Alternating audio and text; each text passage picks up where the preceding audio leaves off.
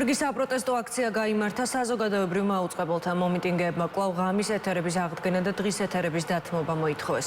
მთავარი მოთხოვნა კი მენეჯმენტის გადადგომა. დღეს მათ სოლიდარობა კიდევ ერთხელ გამოუცხადეს მოშიმშილეებს და დევნილებს. ტელევიზიის შესასვლელთან შედგა სახალხო ეთერიც.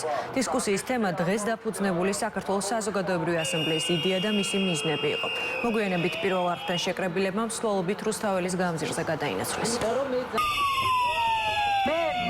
მოვითხოვ საზოგადოებრივმა აუწყებლისგან ჩემი თემის სახელით, რომ დაინტერესდეს ჩვენი რეალობით, დაგვითმოს ეთერი დევნილებს და დასვას კრიტიკული კითხვები დევნილთა სააგენტოს მისამართით.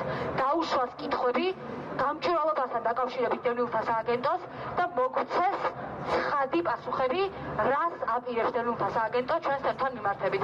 ჩვენ მოვითხოვთ, რომ უბრალოდ ჩვენ ვიცოდეთ, როდის დასრულდება ჩვენი შანტაჟი სახელმწიფოს მხრიდან და მოვითხოვთ, რომ საზოგადოებრივმა აუწყებელმა შეასრულოს თავისი როლი ამ პროცესში.